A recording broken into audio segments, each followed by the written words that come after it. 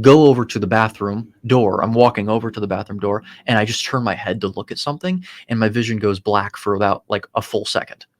And I'm going, which terrified me. Eddie, how did you find Carnivore? Yeah, so my story is pretty interesting as compared to other typical carnivore stories. And I'll, of course, get to why that is.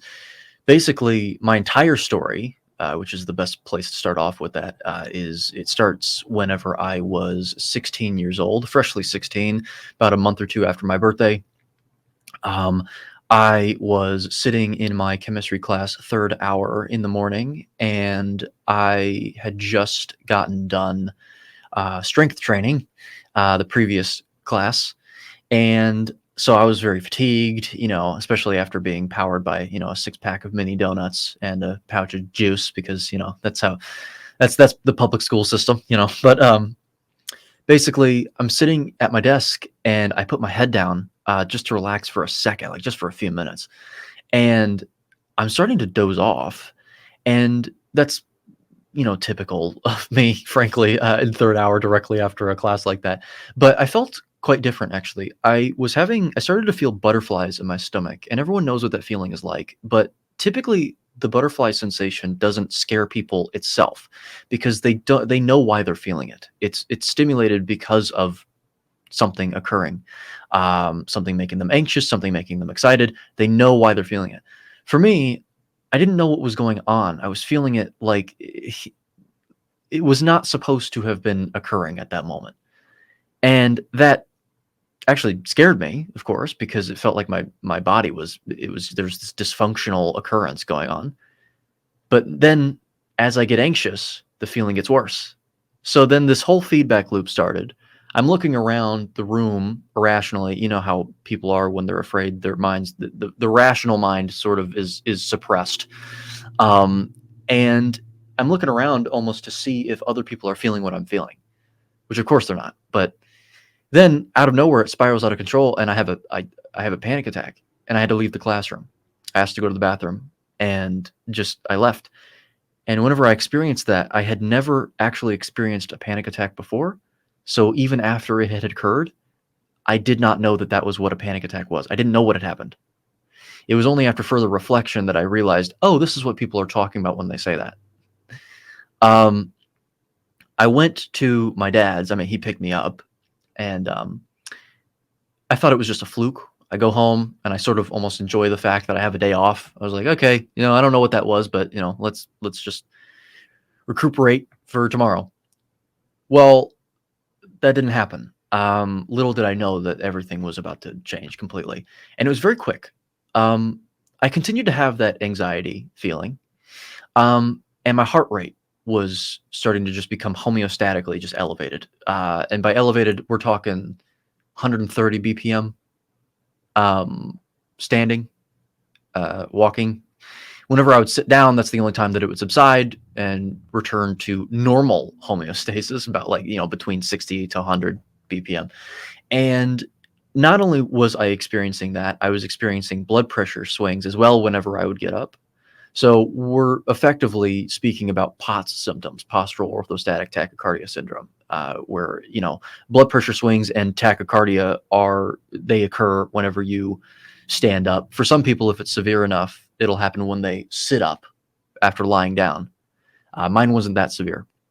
It was only when I would stand up and put pressure on my feet. And then came the worst symptom of all, which is something that I have yet to hear someone talk about this, which was almost frustrating at the time because I was like, why is no one else dealing with this? Like, it's like even if you enter the fringe areas of the internet, no one knows what you're talking about. So no doctors could understand what was going on. Basically, the symptom was anytime that I would experience any emotion, whether that be a positive or negative emotion, and whether it be subtle or extreme, I would experience crippling pain in my abdomen, traveling all the way up into my neck, up into the underside of my mouth here, like my chin, and down into my legs. And it would cause the tachycardia and blood pressure swings to be stimulated more than ever. Basically, I would have to lie down. I'd have to sit down. I'd have to cover my eyes. I basically think of someone being hyperstimulated, but with a normal amount of stimulus or stimuli. It was really, really debilitating. I couldn't watch TV. I couldn't listen to music. I couldn't have conversations with people. Um, and everything was worse if I was standing up. So those symptoms that symptom was worse if I was standing up versus whenever I was sitting down. I could, whenever all this stuff started happening, actually watch movies and shows and have conversations if I was sitting down. If I was standing up, different story. And then came a slew of other symptoms. And I've had interviews like this before where they ask me my story, and I've had to, unfortunately, shorten it to some extent because it's so long. I do have a book out, and I'm sure that we'll get to that, Contraindicated, where I do write in the epilogue the entire thing. So if anyone is curious as to what the entire story is in order and everything, I would recommend, I always refer them there. But of course, we'll get to that later. There's this huge slew of other issues that I started having. They started to become more structural. So anytime I would turn my head or move my body, there was popping and cracking and shifting and all this stuff in every single area of my body. Had no idea what was going on at all. All the other symptoms were so extreme that it took me months to even realize that was starting to occur. So I was just, the slower something occurs, then the more gradual, the less you notice it, of course. It's just a pernicious sort of creeping towards that presentation. Well, eventually I was missing weeks from school. I mean, when we talk weeks, I was attending a day a week. I was not attending school. I couldn't do it. And I was trying to figure out what was going on with me, but I had no idea where to look because as a child of that age, in my current generation, you're not taught about things like diet and health as much as you should be. So you don't even know if your brain doesn't even go towards that as to like, oh, maybe that's what's going on with me. A poor dietary input, poor lifestyle behavior. Your immediate thought is, hey, doctor, what can you do for me? And I'm not denigrating anyone that thinks that way. But of course, the most optimal thing is to have tools yourself as well that you can employ to try and fix your problems and a method of action, an approach. And I didn't have any of that. And I suspect that I'm not the only one that didn't have that. So basically what ended up happening was the more I kept trying to figure out what was going on with me and the more that I found dead ends, my mom and a few other people who, I mean, this is not me disparaging them at all. I see my mom every week. We're on good terms. But back then, things were a little different and contentious and just tense because I was told by multiple family members that everything was in my head. And this is a very trite, common thing that people are told. They're told, hey, there's nothing externally wrong with you that we can perceive. And doctors have done their, small amount of tests that they do really in reality, and they found nothing. So it must be in your head. This must be mental. It didn't help my case that my main symptoms that I complained about most of the time were the pulse rate and the blood pressure, because that's stuff that happens when you're anxious, and that's stuff that happens when you have panic attacks, when you're depressed or something. So it didn't help my case at all. But if anyone that's listening understands what it's like to be told that on a routine basis every single day, you understand that even though you know that it's nonsensical, you know that it's not true, subconsciously you start to believe it, actually. It's like this brainwashing kind of thing where it's you tell a lie long enough, it becomes the truth, right? So even though deep down I didn't believe them, I acted as if that were the case, and I treated it as such. So I did force myself to go to school, despite the symptoms, which were absolutely debilitating. There were times where I unfortunately, I could not force myself. I had to sneak into the bathroom after the first bell rang, or before the first bell rang, and then I stayed there for a minute. And I was skipping classes. I was leaving school early, just trying to avoid the teachers, leaving school, getting in my car, driving home. Well, eventually, not only did that occur, I was basically given an ultimatum, in effect, that I would lose my car, my service, everything if I did not get a job during quarantine, actually, while all the lockdowns were occurring, because I hadn't held a job beforehand, even though I was 16 years old and of age. And they said that the reason why was just because of my anxiety. It wasn't anxiety, though. I couldn't even go to school comfortably. They didn't know I was skipping school or anything. So what ended up, I was told that, and therefore I wouldn't have had any resources to even. So sorry to jump in. That was your parents giving you that ultimatum? This was actually my stepfather. My dad is the person out of anyone, including my grandma, both of them, my maternal grandmother. They both were the most supportive people throughout this time. So my dad always believed me. He never even once doubted that I was going through something, and he actually went into debt to fix my issues. And again, I'll get into that. Trust me. My story is long. My story is quite long, so I try to shorten it, but there's like no other way around it a lot of times. So, um, anyway, yes, this was my stepfather that gave me that ultimatum, and I said okay. And actually, funnily enough, the very first job that I applied to, which one of the very few jobs that was still open, which was Walmart, because they had to keep the conventional stores open. Well, I was, I most people were not applying for jobs at that point, so I was accepted. And a lot of people may think that's a leisurely sort of sinecure, and depending on your position, that absolutely is the case, especially given the fact that most people were not shopping during that time as much or as readily or something. But I was given a job in the warehouse with incessant physical labor the entire time, working in 0-degree freezers sometimes. So I was not given a break, and I continued to run myself into the dirt while also trying to figure out what was going on with me, with no avail. At this point, I did adopt a new eating behavior because I sort of came to the conclusion like maybe I just need to eat better, and that was basically it was effectively a vegetarian diet. And not effectively, it absolutely was a vegetarian diet. Not a vegan one, but I always prioritized the lean meat, and I had the vegetables, which I've always been taught that they're better raw instead of cooked, actually, because they have more nutritional content. So I would like buy frozen vegetables in the form of green beans, peas, broccoli, all that stuff. I would thaw them, and then I would eat them. I would drain the water and then eat them with other things, of course. But I wasn't cooking them. I wasn't doing any of that, and it was just a lot of fruit, nuts, vegetables. Lost a lot of weight. Didn't feel any better though. I didn't feel any worse, to be fair, because I was already feeling really bad, but I didn't feel any better. And, you know, still kept going for months. And then a year goes by, and I've just gotten worse and worse and worse until I get a job at Target. I transition over to Target. And the job was actually far more leisurely. All I'm doing is zoning, which is just, if anyone knows what that is, you're just making things look good on shelves, basically. That was my job. I was getting paid pretty well for it. But at that point, the damage had already been done. So I did continue working, also trying to figure out what was going on with me.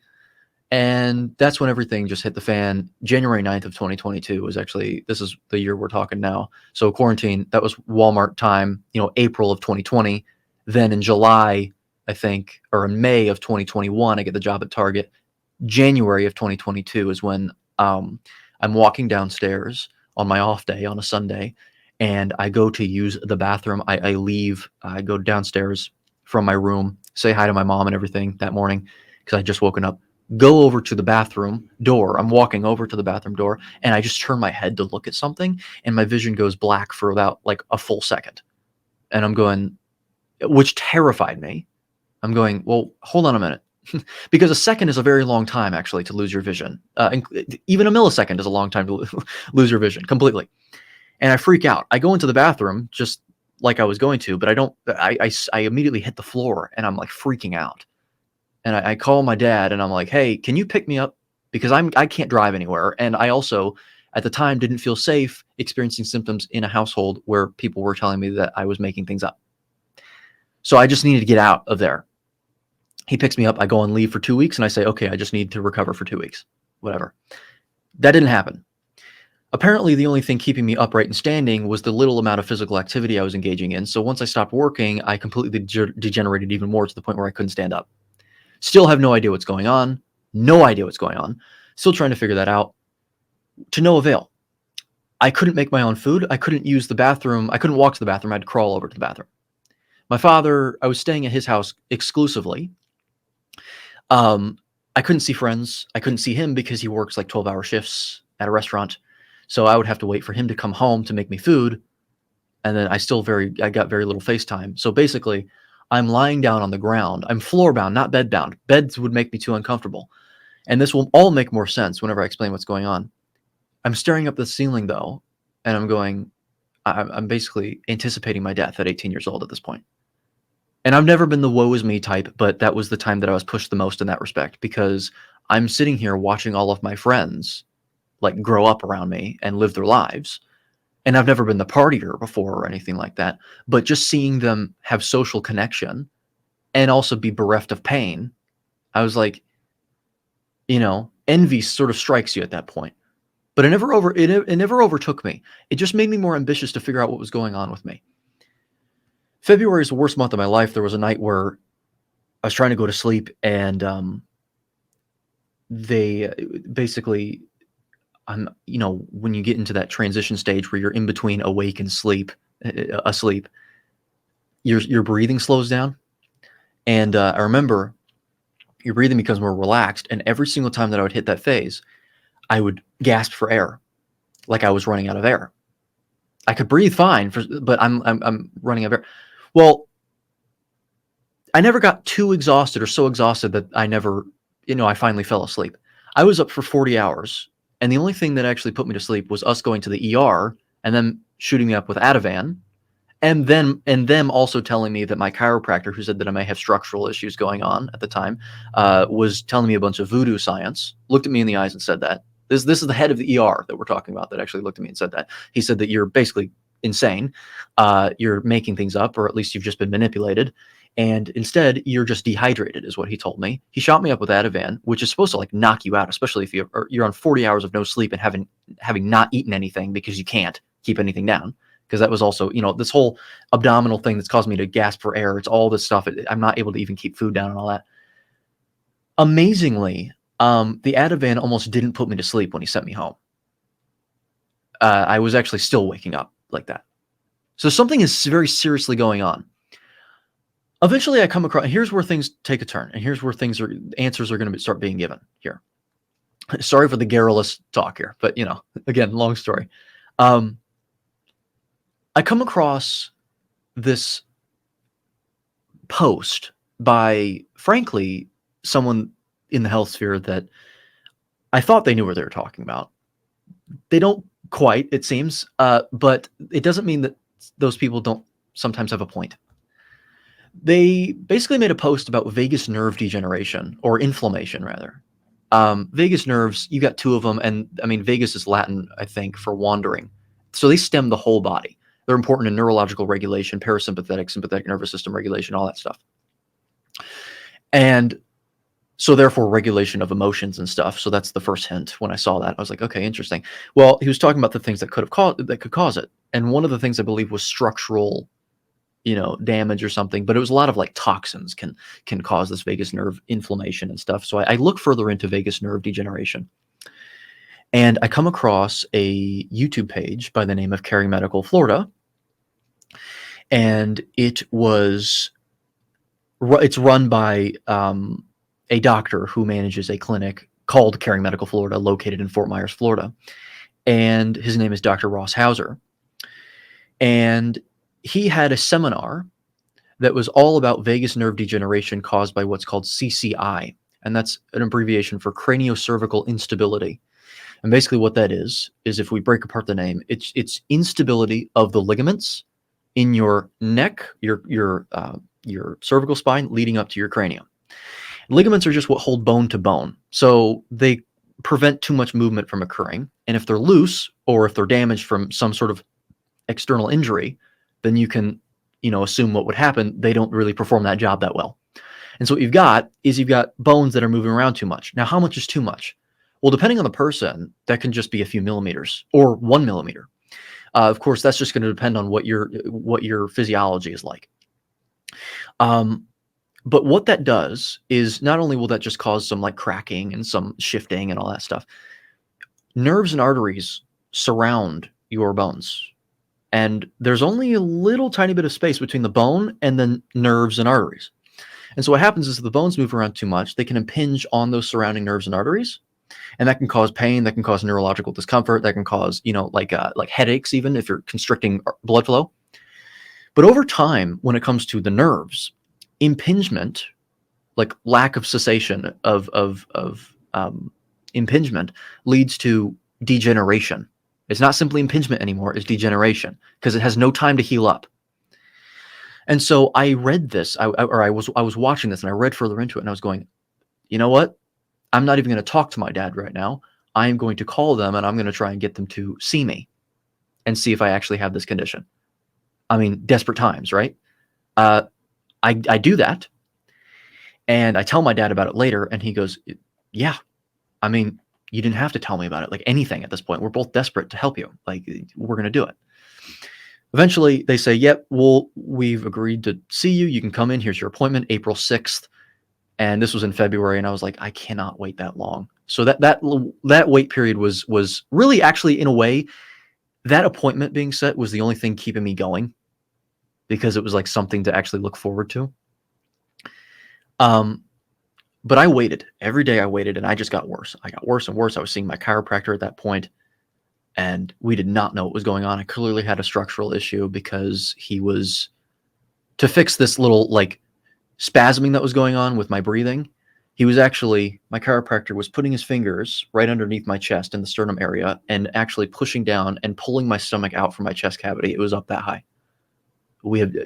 He did not know what was going on. He knew how to do that, because if you ever got some sort of traumatic injury, things like that could happen. I never had a traumatic injury, but my stomach was going up into my chest cavity, and I couldn't breathe well because of it. And he's pulling it out like every day. And I'm like, what is happening? Well, we go to we make one drive on April 6th. That was the day that we went. Sorry, the April 8th was the appointment. April 6th, we drive straight through from Illinois, Southern Illinois, to Florida, 14 hours straight through, one trip. And we go to my maternal grandmother's house, who had a house. She lived an hour and a half away from the clinic. She still does. So we actually had a place to stay, which was good. I see them, and they do all the diagnostics on me, which is nothing like you would see in like in public hospitals or anything like that. It's very new age type stuff compared to what I've seen. Like, for example, they did a DMX on me, a digital motion X-ray, to see the movement of my neck in live time, instead of doing a static one, because sometimes you can't see movement, and with a static X-ray. So, and then they did a cone beam CT scan, where it's a live CT scan of your entire head. It rotates around your head to see if you got any issues there structurally. Very like effective stuff when it comes to diagnosing things. And I remember the doctor, Dr. Ross Hauser, Dr. Hauser, he comes in and he shows my results on the screen, all the graphs and everything like that. And he says that I'm 18 years old at this point, and I can't forget what he told me. He said word for word, I'll never forget it, because why would I? He said, if you had come any later, you were on your way for something catastrophic. And at 18 years old, I still know what that means. And that's doctor talk. That's anodyne talk for, hey, we know where you were headed. And of course, this shouldn't come as a shock to anyone that has been chronically ill and has actually received a diagnosis. That was not devastating. That was relieving that he told me that he finally found what was going on. He said I was in the top 10% of their cases. Every other person that I'd gone to with my x-rays asked if I was in a car crash, because it was that bad beforehand. So I already knew that something was going on. But in terms of actual structural malfunction, and the excess movement, that was finally diagnosed, and it just made so much sense. And so not only is this clinic a diagnostic clinic, this clinic employs treatment that is very effective. It is very effective. What it is, people may have heard of it before. It is a mix of prolotherapy and PRP, platelet-rich plasma injections. Now, people may have heard of those two things before, maybe PRP more than prolotherapy. They're very similar therapies. Prolotherapy it involves basically taking a needle, and you have a syringe, and it's filled with a very simple solution. It's water, dextrose, sugar, a plant compound that promotes inflammation. So leave it to plants to do such a thing, right? And then a slight numbing agent. I believe that's the fourth ingredient. And what they do is they inject it in between your bones into the ligaments directly, in order to stimulate an inflammatory cascade on that area, because inflammation is a healing response. And the thing about ligaments is they have poor blood supply naturally, Muscles don't. They're red for a reason. For example, ligaments they have poor blood supply. They do have some, but it's poor. So you have to actually stimulate blood supply to that area, and also cause inflammation to that area so that it heals up. And what it does is it actually causes the body to rebuild the ligaments and any structure of the body that you impose that treatment onto. However, it is a slow process because we're talking about developing individual ligaments fully, but for multiple ligaments. So it's hard. PRP is the exact same thing, but instead of that solution, you're extracting blood from the person, and then you are spinning it twice in order to effectively, you're concentrating the healing elements out of it, and then you do the same thing. In my experience, that's more effective. You use it's your own blood, your own sort of essence, right? Injected into the ligaments.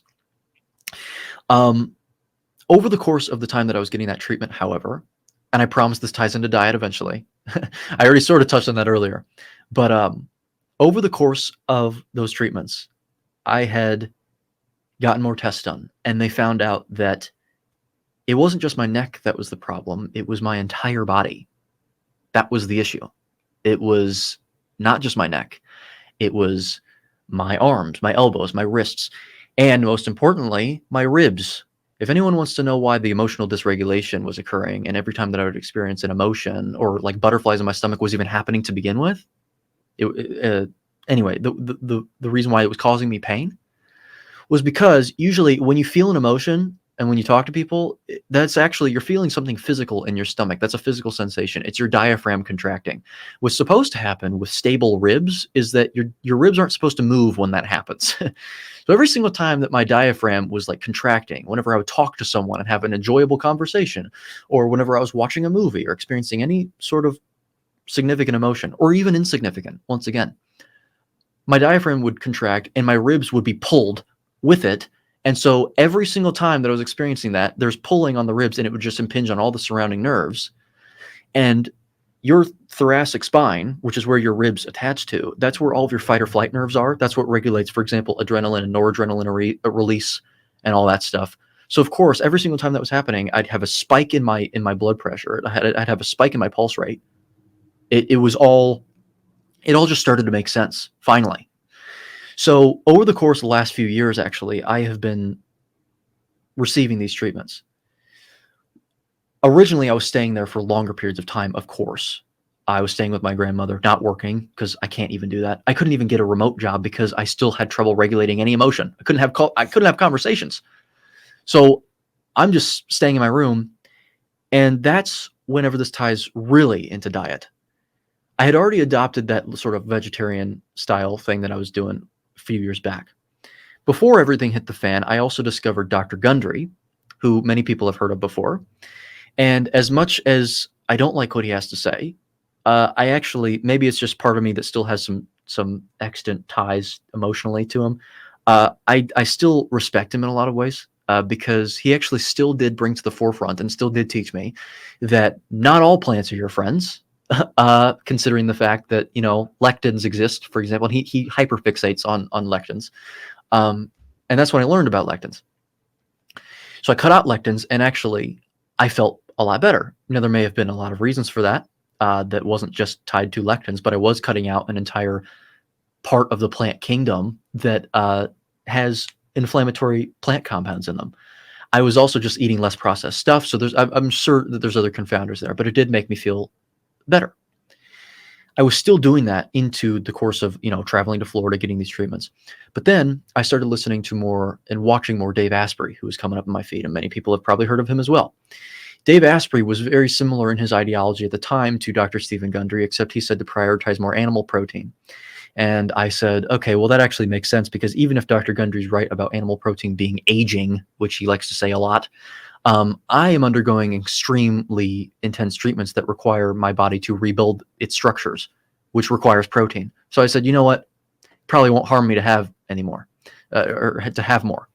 So I had more in the form of grass-fed beef and pastured eggs, so I was having 4 eggs a day and probably a pound of grass-fed beef a day. So I was already sort of starting to go into that train of like, okay, prioritize meat and animal products, but I was still having a lot of fiber. I was prioritizing sweet potatoes. I was prioritizing cassava root. because in Florida they actually have that. I was like, oh, this is amazing. I was prioritizing a lot of olive oil, avocados, onions, garlic, all that stuff, chocolate. And of course, I was feeling a little better, but there were so many confounders. Like I was undergoing this treatment, and I was just changing my diet in general from something that's it's pretty unhealthy. So who's to say what was going on? I could just say that it's associated. That behavior, all those behaviors were associated with feeling a little better, but still not great. I still anticipated my death effectively every single day, every night. I was afraid that my head would hit the pillow and I wouldn't wake up.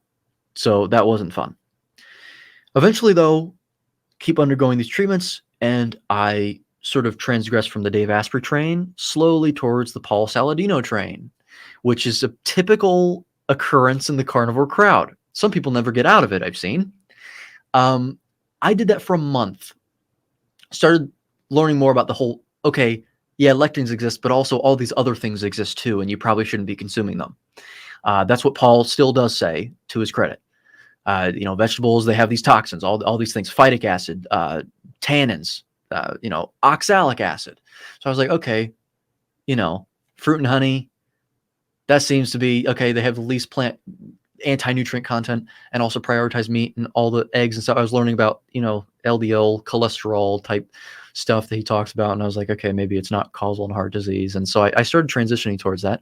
My experience for that month on that diet was, it was the first time after I ate any meal that I would get extremely red. I would start sweating after I ate. My blood pressure would go up, and I would have breakouts on my forehead and all over really mainly on my forehead, but also other areas of my face whenever I'd eat any meal on that diet.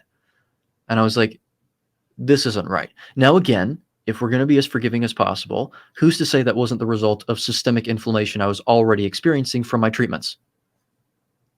In fact, I would guarantee that played a role, because why wouldn't it have played a role? But what I can say is that I was still eating the Gundry way beforehand while undergoing those treatments, and I didn't have that. Just food for thought.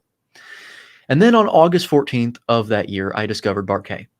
And everyone in the space knows who Bart K is, right? So the reason I was exposed to him was because I had watched a video of Paul's the day prior.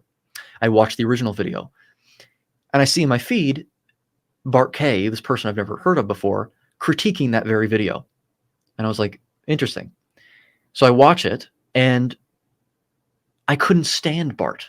I was like, oh my God. Like the way he presented himself, it was just this like snarky, callous, sort of extremely apathetic, like dismissive person. And it was just it seemed like he had this superiority complex and was just like really pretentious. And I'm sure he's gotten all those words before. In fact, I've told him that that's how I felt about him. We laugh about it now. But, at first, I've never been that person, though, even back then, to immediately leave the video whenever I see someone like that. So I kept watching. And then I kept watching even more.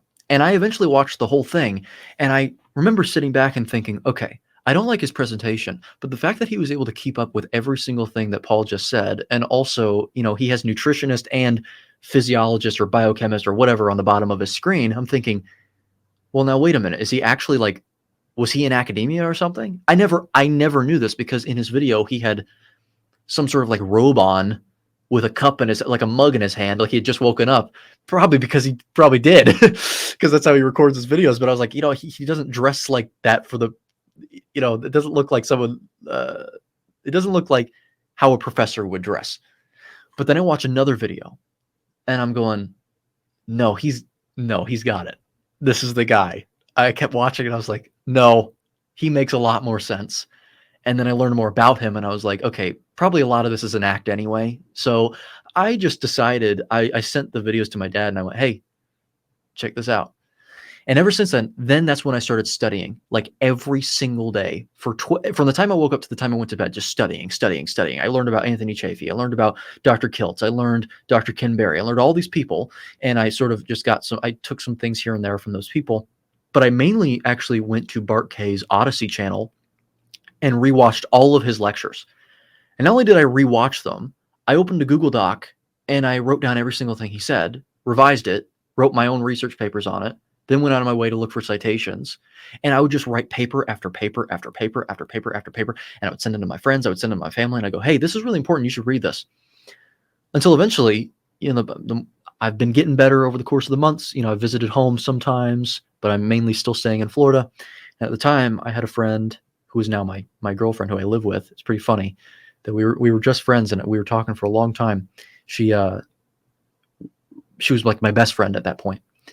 And I remember talking to her and I said, I have so much information here. You would think that I'm an author. I could make a book out of this. And the way I said it, it was sort of like a joke. And so she laughed. And I laughed too, because I didn't really mean that. Until when she laughed, I went, wouldn't it be funny? Wouldn't it be funny if I sent her a video of like me writing it into a book? Like, you know what? Dream big. One of the silver linings of this whole thing was that I actually have dreams now that are like huge. Like I dream really big. So I said, you know what? No, I can write a book. Guarantee I will get a book written right now. So that night, go out into the office of my grandma's house, and I sit down at the computer and I write the prologue of my book, which ever since then actually hasn't really been edited at all. So when people read that, just know that that was basically written in a night, in one night. And then I sent her a video and I said, "What? Look, see?" And she goes, "Oh my God, you're actually writing a book." And so then I started, so I couldn't stop. And so basically half the book that I wrote, it's contraindicated. It's called Contraindicated, a closer look and revision of mainstream health axioms that have perpetuated illness, disorder, and disease for over a century. That is the book. That is the subtitle. And it's a perfect summary of what it is. It's basically just a dispelling of myths, but also just we start off with a clean slate where we try and figure out what is indicated for human beings physiologically or lifestyle-wise and dietarily based on everything that I had learned. Half the book is an aggregation of all of the research papers that I wrote into one. The other tiny amount, or another tiny amount, is me trying to tie in all of those papers to each other, because some of them are sort of irrelevant to each other, so I had to tie it in. The other half was all of the other stuff, just filling in gaps that I hadn't filled in with all of the other papers that I had already written. So that I had to write from scratch. And that took 2 weeks of me sitting every single day in front of a tiny little laptop, because the other one was so old that you couldn't even access the internet on it. I had to access like the really old sort of Mac OS Word style format. It was a really thick iMac monitor. It was a really old iMac, and so I had to transition to a little tiny laptop, and it was like a burner laptop. And I wrote half the other half of the book on that while sitting in front of it for 16 hours a day for 2 weeks. And then we went through other processes and we finally got the book out. So that's the history behind writing that book. I wrote it while not being able to do anything, actually. After that, I started branching out and I tried to find free college level courses for free. It took me about 2 minutes to do that, or really 2 seconds, because they're all there for free. Entire college level courses that you're taught when you go to university, they're all for free online. So what I did is I started prioritizing biochemistry, the hard sciences, basically. Biochemistry primarily at this point.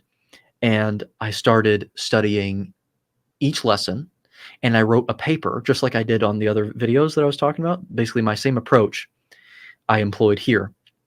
And I wrote a research paper on every single lesson. So let alone every chapter, it was every single lesson that I would write one, revise, and then I would learn it, reread it. And then I would try to teach it out loud. I was talking to myself basically, but I would try and act like I was teaching it to someone else, because that allows me to really make sure that I know it. Because if you can't teach it, it's hard to say that you truly know it. And that's basically what my approach has been ever since then. Now, ever since I started doing that, I started becoming more knowledgeable, and I showed my grandma, Bart, because I thought his videos were really funny, and she insisted. I was like, I don't know if you'll like this, but she was like, no, really, put it on. She thinks he's funny too. But she watched him, and she kept telling me, she goes, Eddie, you could do that, because I hear you talk about this, and you could do those videos. And I said, no, I can't. There's no way that I can do that. Because I'm like my own worst critic, and I'm also a perfectionist. So if I don't get everything like 90, like 100% correct, or like accurate, like in terms of my speaking, if I stutter over anything, I'm always like, you're not good enough. It's a really bad trait, but it's also one of my best ones because it's the very thing that causes me to push myself as hard as I do. So it's double-edged sword. But that was what was holding me back. And so, then I call my dad and I'm like, my grandma said this, but I don't really know if she's right about that. And he cut me off. I thought he was going to agree with me. And he goes, nope, you should do it because I've thought the exact same thing. She's just the first to say it to you. And then I start talking to my friends and they said, oh yeah, you've shown me clips of Bart before. You could probably do that. So my dad one night said to me, he goes, okay, I'm going to drop $2,000 on you. He's already in debt. And he said, I'm going to drop $2,000. This is a business investment, though, to be fair. This isn't simply a gratuitous, this isn't just largesse or something. This isn't whatever. I said, okay. So basically, the plan is that I pay him back. But he spent $2,000 on all of my lighting, the desk that I'm sitting at right now, the chair that I'm sitting in, and most of the stuff that's on this desk right now, besides the computer. My grandma bought me that one. And I'm forever thankful for that because I couldn't have done that. I would not be here on this channel right now if they didn't do this at all. And so what I did is I started practicing making videos in 2023 for about 6 months. I did it behind the scenes. Once again, the perfectionist side of me, I was not going to release videos until it was absolutely perfect. And then I was just going to stumble onto the scene. And that's exactly what I did.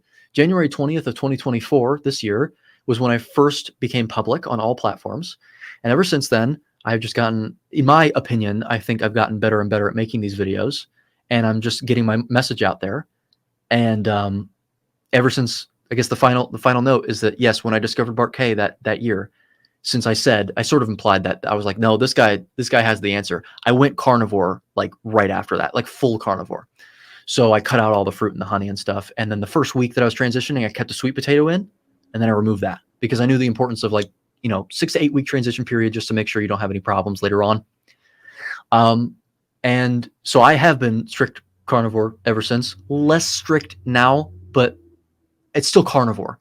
I maintain basically no carbs for 6 days out of the week, and then it's like 20 on the weekend or something.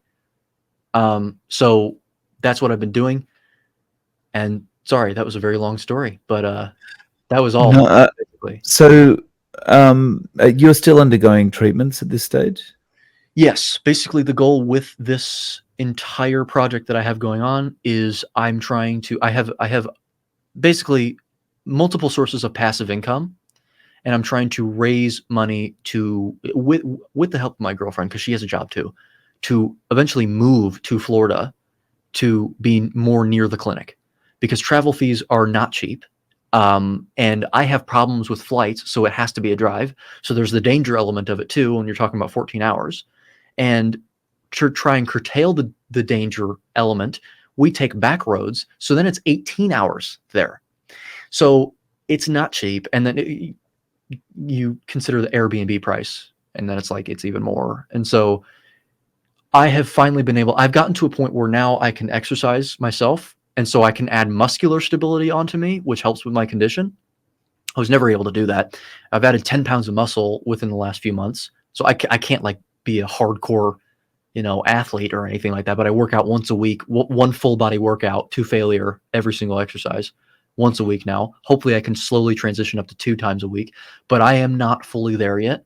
And so I'm basically just trying to make it to where I get a treatment when I absolutely cannot go without one. The current plan right now is I raise enough money with her to shoot us down to Florida, with, of course, emergency funds and all that stuff. We still have to have money. And then we can afford, treatment more. My grandmother was paying for my treatments, the actual treatment cost. The travel costs what we have to pay for, and it's still really expensive. In total, my treatments have cost over $100,000. It's not cheap. And then without insurance coverage. So my grandmother is extremely wealthy, and I got very fortunate that she was. She's someone that, for example, just to give perspective, the Florida house that she lives in, she visited Florida with my grandfather on a trip, and she saw a community, and she goes, you know what? I want to buy a house there in a gated community, and just bought it. I mean, she can do that with money, and it's very fortunate that she can, because $100,000 already, and I'm still not fully there because I'm such a severe case. So yeah, I guess the final note that I'll add with respect to that, though, is there actually is a name for my condition, and I never specified it. So CCI was the one that's located to that's specific to the neck and the upper cranium. Hypermobile EDS is what my condition is, and people may have heard of EDS before. And a lot of people, there's different manifestations of it. Like some people have really stretchy skin. It's all EDS is always, it's Ehlers-Danlos syndrome. It always is to do with connective tissue disorders. So with the skin, it's more, you have collagen in your skin. They have a skin, it's located to the skin in one certain manifestation of it. In mine, it's located to my ligaments. I don't really have too stretchy of skin, so I don't have that problem. But yes, that is what the condition is. And so I just want to clear that up. Yeah. So when you went carnivore, what did you notice any kind of improvements with as far as energy or anything like that helped you deal with the symptoms you're experiencing, or getting to go to the treatments? Yeah, so that's why I said that my case was a little different, because in terms of the effects of the carnivore diet on me, they weren't as, groundbreaking as the other people that you see. There's some people that hear about the carnivore diet and they adopt it because it makes sense to them, as opposed to them actually being chronically ill and actually trying to solve their issues. I'm sort of in between. I did it because I was thinking, well, diet has to impact the way that I heal from this condition. It necessarily has to. So what would happen if I actually just optimized my diet? And things did occur. My energy levels were far more stable. I didn't require as much sleep and as much, as much recovery from my treatments. I recovered faster from my treatments, I noticed. A really interesting note to add here is whenever I first arrived to Florida, and a few months beforehand, my mental health was just absolutely atrocious. And of course, you could assume that that's the case because of what I was going through, but it was more than that. I could tell that it was actual mental disorder that I had. So you combine that with all the issues I was going through. I'm surprised that I even went through it. But when I optimized my diet that way, not only was my energy stable, but my brainwave activity ostensibly, it was just there were no mood dysregulation. There was no mood dysregulation activity as there was beforehand, even though I was still in excruciating pain, because the treatments are not something that you can even be put under for or anything. You have to experience all of that. Like they're not painless. They're extremely painful, and I wish that I could say otherwise, because they're a really, really awesome clinic and the treatments are extremely effective. So I don't mean to discourage anyone that's actually potentially going through that, but I'm also not one to sugarcoat things. I'm not going to pretend like it's painless. It is very painful, but it is much better than living through whatever you're living through. If it's a condition like that and as severe as mine, no, like you want to get that treatment if you can afford it. But yes, in terms of acne as well. So I always had forehead acne. Whenever I was in high school, and even it started in high school, like freshman year. And the only time that I had an amelioration of it was right after I had adopted a carnivore diet for a few months, and also simultaneously started taking Stem Enhance Ultra, which is a cerule product. People, if anyone is familiar with Bart, they also know that they're also probably familiar with that product. I'm not just selling that product or promoting it, rather, it's probably a better word, because just to make a quick buck, or because Bart K did it, so I'm going to follow in his footsteps because I'm mini Bart. I'm not like that. I trusted Bart's judgment, which is why I started taking it. And then I learned from experience. I went, oh, look at that. That actually seems to be doing something alongside diet. And then, of course, I introduced the others like Cyactive, and now I'm like able to work out and stuff. But I'm not going to make the interview about cerule. The diet itself, yes, I've had. By the way, the other thing is that this is one of the most amazing parts of it for me. Given my condition, I still actually do have neurological pain when it comes to swallowing any food, excruciating pain, like up through here. So I need to make sure that I minimize the amount of times that I have to eat. Carnivore is perfect for that, because I have one meal and I'm full. And also I can wait for another meal 48 hours in advance. It's not a problem for me. So everything is stable, and I can, I don't have to eat 3 meals a day like I used to have to, you know? So I know I don't mean to sound underwhelming when it comes to my experience with the diet. It's just because my condition wasn't exactly diet related. I do have theories that, you know, poor dietary input was probably involved in the reason why I developed my condition, given my certain gene expressions and stuff like that. Because of course, genes are going to play a role in that. Because I can't say that it's just because of the diet, because my entire grade eats that way. So why did they not come down with that, right? So I mean, genes play a role they have a role to play, but to say that genes will, they're not a fait accompli. Genes, you have some control over them. They respond to the environment in which you place them. And if I developed without a lot of meat, which is exactly what happened. I mean, I had my first hamburger at 10 years old in a Mexican restaurant, and I had like one bite of it, just for example, really not eating a lot of meat. Then, of course, I would expect someone to not develop properly. Why would you? Especially things like ligaments that are composed of collagen. So, anyway. Yeah. So on the pain you experience swallowing, how is that one meal a day? Like, can you have a steak, for example, or do you have to have it kind of like ground beef or? So, yeah. So, actually, interestingly enough, steak is much more inoffensive to this. It's a lot less offensive.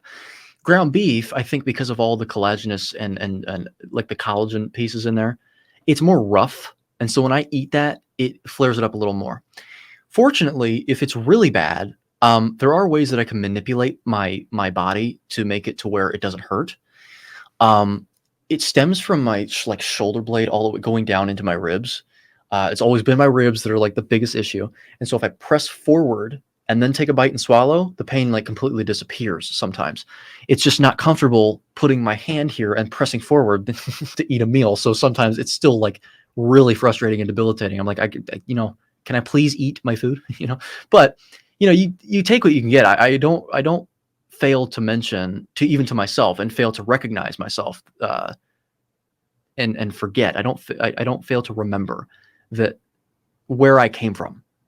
Like of course, yeah, if this is still here, you know what? I'm making improvements so that you know what? I can't complain, right? Like yeah, it's distressing, but what are you gonna do? I mean, I'm not just gonna like scream at the sky and be like, why aren't you helping me or something? Because guess what? Um, I was on my way to death and now I'm working out high intensity and stuff. So, I can't say that. But anyway, yeah, steak is better. Eggs are good because they're softer. And then if I make ground beef into a patty form, I've also noticed that seems to be a little better too, which seems really ironic considering that once you chew it up, it's the same thing. I don't know, but I can't explain it.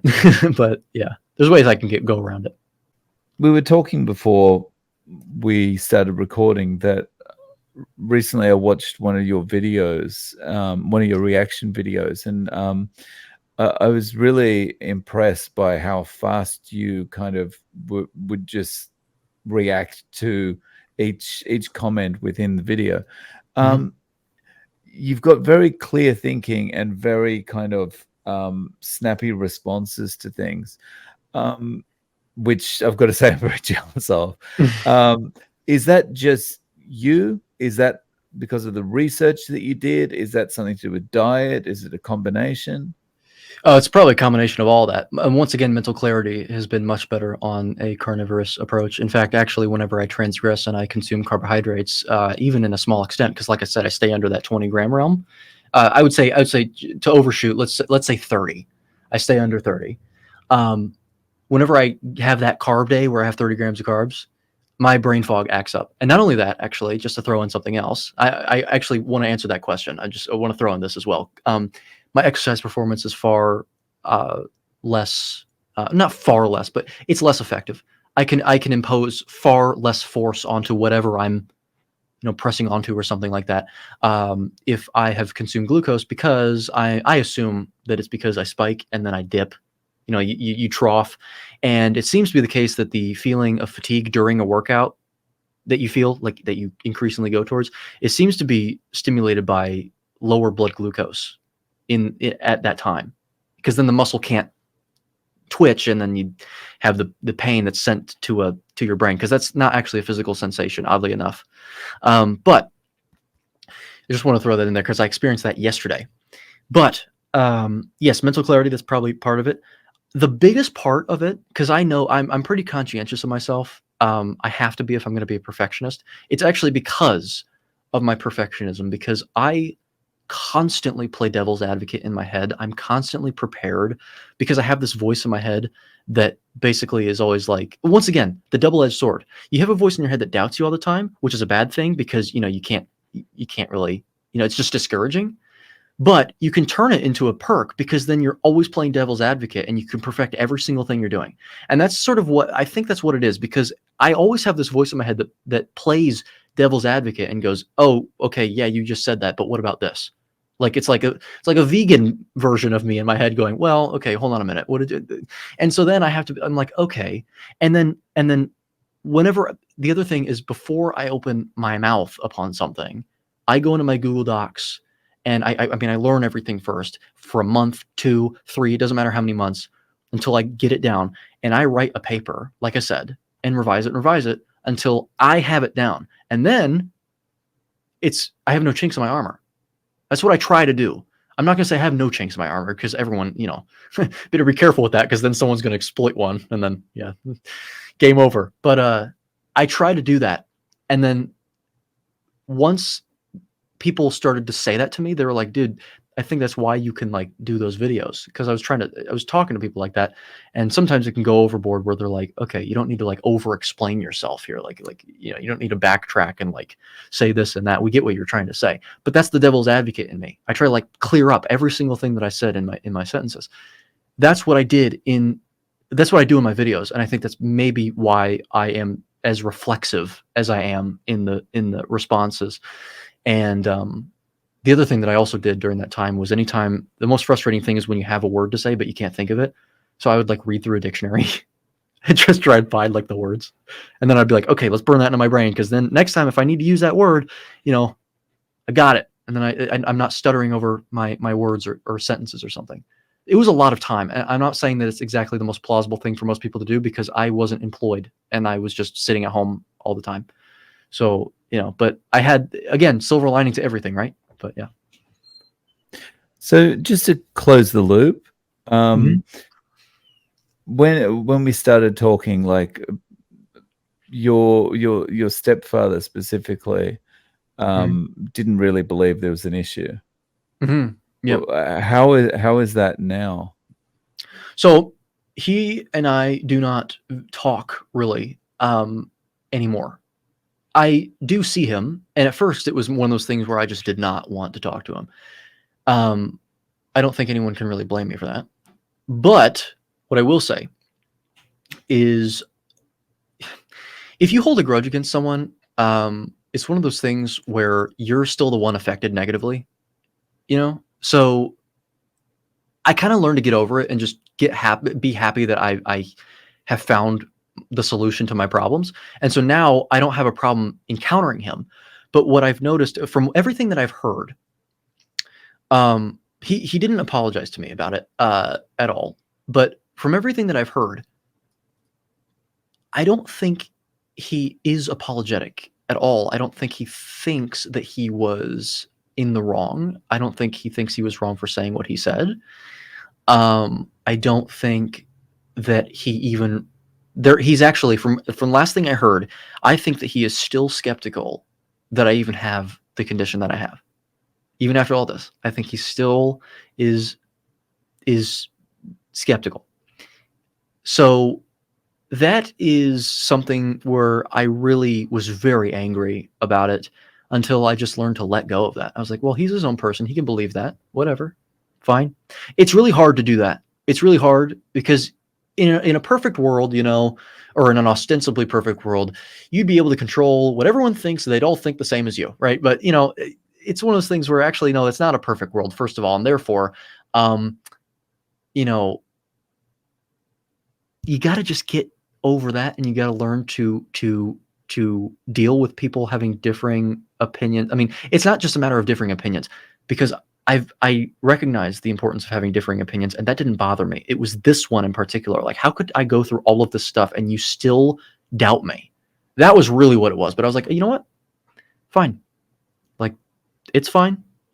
And so if he starts talking to me, because sometimes he tries to talk to me, I'll talk to him. He'll show me something funny. I'll laugh at it. It's whatever. But I'm not going to go out of my way to have a conversation with someone that did that. And that's sort of my mindset right now. I'd like to think that's healthy, but Yeah, I think the way you're looking at it probably is the healthiest way to do it. Because if you hold the grudge or something like that, it's kind of one of those situations where it's like drinking the poison and expecting someone else to die or something like that. Yeah. So if one of your friends came to you and said, "Look, Eddie, I want to try this carnivore thing myself," what would you recommend? What advice would you give them? So I've actually had this question before. The first thing that I tell people, if it's someone else like in my YouTube comment section that asks that question, I can give a few tips here and there. The number one thing, before I get into my main thing that I usually say first, the number one thing is transition very sensibly and very prudently, not impetuously. Do not just go directly into it. I know a lot of people get excited, and they're like, oh man, that all makes sense. Like, wow, I should have been doing this years ago. And then they just jump into it. I think you risk having a very poor relationship potentially with the diet if you do it that way. I've seen experiences with that, and it's like, because then you do that, and then if you have a bad experience, you're gonna, blame the diet. Like, my experience sucked, and it's like, well, how did you go into it? That matters. I say 6 to 8 weeks, transitioning towards a carnivorous diet, properly tenured, properly fortified, and we can get into what that is later if you'd like. But with each week, you're steadily decreasing the amount of plant material and carbohydrate consumption, commensurate with the amount that you're increasing your animal protein consumption, basically, or animal product consumption. And I think that that's the best. So if you want to take the average or do 7 weeks, I think that's still okay. But that's because of microbiome adaptation, potential dysregulation that can occur if you just change your diet completely overnight. Because we know that the stomach does take time to adapt. Sometimes it can take 3 days. Sometimes it can take 3 months. And so you kind of want to be careful with that, especially if you've been eating a certain way for decades. In terms of like the granular details, like people have questions like, what about ferritin on a carnivore diet? What about dairy? Is that okay? If so, what kinds? I actually have an entire chapter 7, that's dedicated to transitioning. And it was precisely because of that. I wasn't going to write a book and then say, hey, do what you, with all this information now, you're off on your own. That I feel like that would be irresponsible of me. So I actually wrote a chapter about it. Because I can't possibly get everything out. But the most important thing is that, and also have electrolytes on hand, I think, in the beginning, because your body is not used to having lower homeostatic insulin levels, which are the hormone responsible for retaining things like salt in the body. And so you could have issues with that before it fully adapts. Typically, most people can actually wean themselves off of them. I don't take electrolyte powders because I have to. There's a Cerule one that I take, but I've been off of that for 2 months, and I didn't have any problems. And I don't supplement with electrolytes during that period. So there's that. And then also be careful with liver if you're going to have organ meats. It seems to be the case that liver can be an issue if you overconsume it. I don't know how you can overconsume liver because I can't stand the taste of that. But just in case, I don't think that you should eat it like every single day or half a pound of it every single day, because you risk, I think copper can dysregulate your electrolytes that way more than the risk of vitaminosis or something. That's more a risk with like polar bear liver and stuff. But anyway, yeah. Right. Yeah, nice. So how can we find your channel, and what kind of content have you got there for us? Yes. So the channel that I have is just my name. I didn't want to be a carnivore channel because my whole thing isn't really about carnivore. That's where you end up when objectively assessing how we should probably be living as a species and eating. So I wanted it to just be me. I wanted to be my own person. So it's just Edward A. Goki, and Goki is spelled Goeke. And if you just search that name in, I'll pop up. I'm sure of it.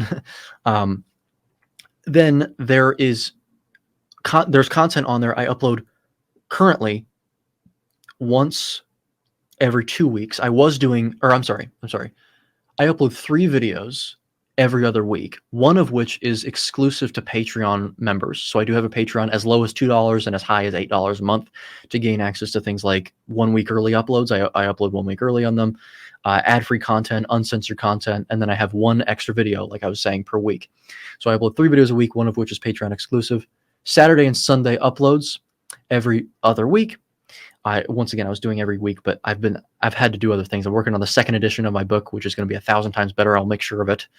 And then also making an audiobook for that version. I'm just doing a lot of stuff. And then also studying in between that. So it's just, on my own time. So it's hard to navigate through all that stuff at once. But every other week, the content that I make on there currently and have been since January has been reaction videos. I make basically not exactly the most inoffensive reaction videos towards, frankly, people that think they know what they're talking about, but they say it in an extremely arrogant way. It's very superficial type stuff. They learn the superficial and then they think they're experts on things. And so I go, okay, well, I've done all my studying and I've gotten it vetted by professors before. So you know what? I think I find myself, credible enough to dispel these people. And so at first, when I came onto the scene, I was doing it in a very, very aggressive way. Now I've actually, believe it or not, toned it down quite a bit. And anyway, some of them are quite long. A lot of them are quite long, but it's one of those things where you get to learn, but also be entertained at the same time. And so that's what I've been doing. I'm going to branch out soon and make sort of lecture-like stuff. I've already sort of been toying with that a little bit, experimenting with it with a carnivore coach, Peter, which you can find on Instagram. He's making a carnivore course, and he had me record 4 lesson-like videos. And of course, before I release any of that stuff, I get it vetted beforehand by people that are actually credible. So I'm wanting to do that for the public realm as well. But again, I have a lot of other side projects going on that are interfering a little bit. But that is what I do. I've also been uploading those same videos on X. I've been starting to do that more because I need to have a backup platform given the behavior on YouTube and the people at the upper echelons of that authority. So there's that. You can find me on Instagram. I'm not very active on there, but you can reach me through DMs on there. I will reply through there at e.goki_. And then if you would like to email me directly, which is that's the primary place that I respond to people with and talk to people through, it's edgoki14@gmail.com. I'm not really a short form content uploader, so don't worry about follow me on TikTok. I refuse to download that anyway. And also, I'm not going to be posting that much on Instagram, at least at the moment. It's mainly on YouTube. That's my platform. Anyway, that's it basically. Yeah. Nice. So I'll link to all those in the show notes. Okay. Eddie, thank you so much for coming on and sharing your story. Really appreciate your time. Yeah, thank you for having me on.